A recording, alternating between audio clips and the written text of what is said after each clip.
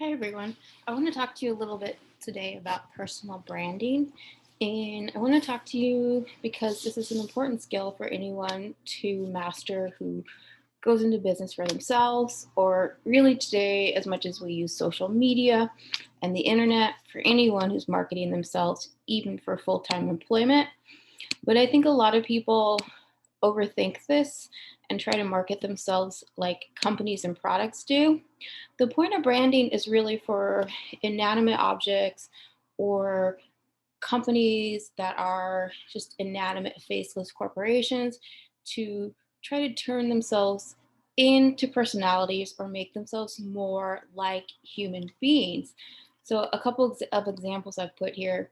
McDonald's created the character Ronald McDonald. So, they have this friendly, happy clown that you think of when you think of their brand instead of just a big box store that sells you hamburgers. Coca-Cola has done a couple things that a lot of brands do. So they shaped their bottle a little bit like a an hourglass figure of a woman, which makes us think of human beings. And they also their logo is written like handwriting. So it looks like a human actually had something to do with the bottle instead of being stamped out by machinery, which is really what happened. And Smart Water used a celebrity endorsement, which we see all the time, right? So you have the characteristics of the celebrity, which with Jennifer Aniston is maybe fit, attractive, successful. Those get translated to the brand. When we are advertising or marketing ourselves, we're already human beings. So we don't need to go through this whole branding process the same way that an inanimate object or a faceless corporation does, right? I have a personality, you have a personality, I have quirks as a human being, and all of these things are assets in the marketing process that a bottle of soda or a hamburger restaurant does not have. So when we market ourselves, all we need to do is use these assets. Okay, so I'm using some of my headshots here and showing you a little bit of the way I market myself. So when you market yourself, really what you need to do is tell people who you are and how you fit into the market that you are in. For me, it's freelance writers, um, people who do corporate strategy, especially if it's communication strategy, and how you do something different than everybody else. Make sure you're aware that it's totally possible to go overboard with branding.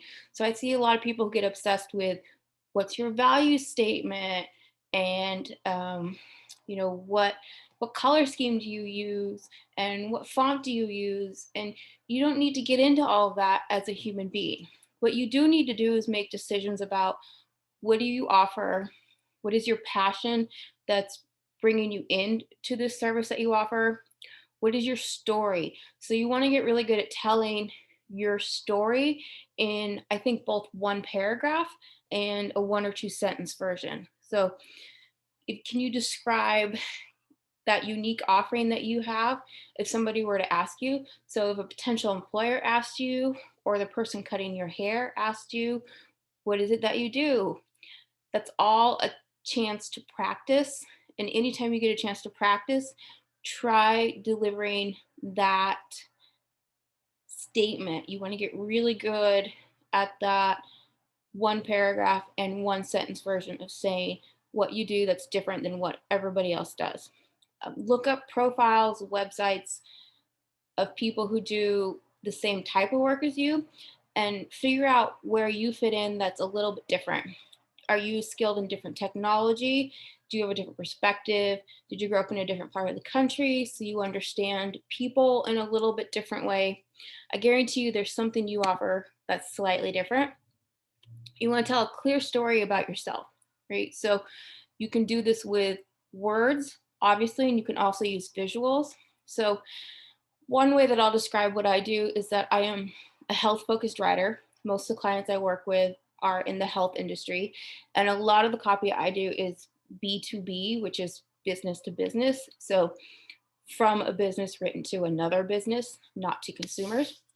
Because I focus on communication, I like for my images to be warm and friendly. I don't want to look serious. I don't wear like blazers in my imagery, but that's about as far as I think about any kind of visual branding.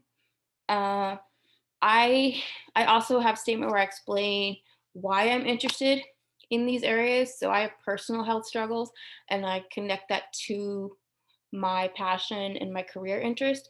And that is honestly a big part of why I've gone into health communication.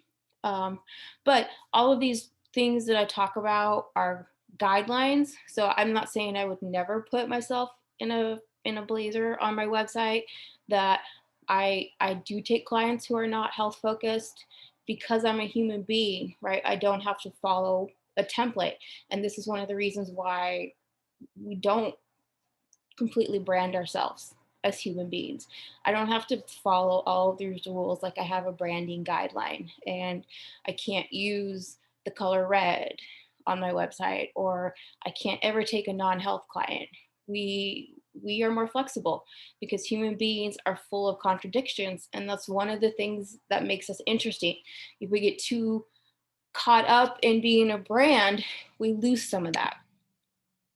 Another thing I like to recommend is, because human beings are interesting and engaging, and this will pull people in to you. To the extent that you're comfortable, share details about yourself as a human being. I am comfortable sharing limited information about my health struggles, right? I apologize if this photo is too graphic for anybody, but this is a photo of my scar shortly after a brain surgery I had for my health issues. I am totally comfortable sharing this kind of stuff and talking about it. And like I said before, it's one of the things that got me interested in doing the kind of work that I do.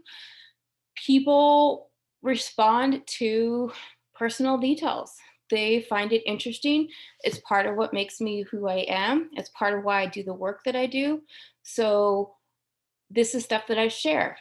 It's different than what a corporate brand would do, right? And this is part of why it's interesting for us as human beings to be able to share these things.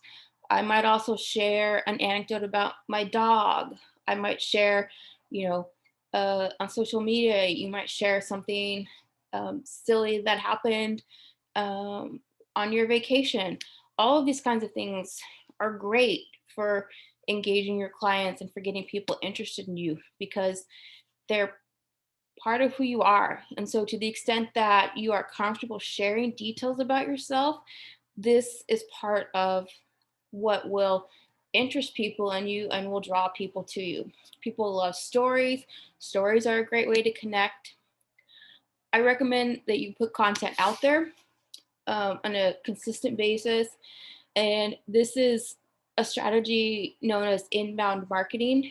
If you're familiar with that, essentially what inbound marketing is publishing content and then waiting for the clients to come to you. So, one way that I think is essential for anyone who's marketing themselves to put content out there is to have their own website. I think that's a bare minimum thing that you need to do to be a credible entrepreneur or self employed person. It's not a bad thing to do if you're some kind of creative who's trying to find a job. You can put up a portfolio of your work online. There are free platforms like Weebly. I use Squarespace, which cost me about $120 a year, I think, for the hosting. You can write articles if you're a writer, and there are a lot of places that you can publish them without much trouble. So if you have a website, put them there. LinkedIn is a good place to publish. Medium lets you upload anything, and there are publications within Medium that you can submit to if you want to get more exclusive. You can also find online magazines. You guys are probably better at social media than I am. It's a great platform to get attention for your work. Instagram lets you put a lot of words on your posts if you are a writer. There are other platforms if you're visual or you like videos. You could do YouTube, TikTok, Twitter if you like little blurbs. Find the platform that is best for you. Unless you are a social media person and you just love being on social media, I recommend that you pick two platforms. I think it's not great for your brand if you are present on a bunch of platforms but not really active. It doesn't look great if you have an account and don't really maintain it. I have like a Twitter account that I don't really maintain, and it doesn't look very good. I'm going to try to clean that up over the summer. But if you want to check it out in the meantime and see, you can see what it looks like for someone to have an account that they don't really take care of. It's kind of sloppy looking. And then an area that a lot of people forget when they're doing inbound marketing is networking. I don't know if it's traditionally considered part of inbound marketing, but I always think of it that way. So I will contact the people in my network, the people I used to work with, have coffee with them, just send them an email and let them know, hey, I'm doing this kind of work now, especially when you're new to what you're doing, getting them up to speed with what you're doing, because that's where a lot of my best leads come from. It's just the people I work with or used to work with. And a step that it took me a while to realize, oh, yeah, I need to do this. So I like to tell this to everybody.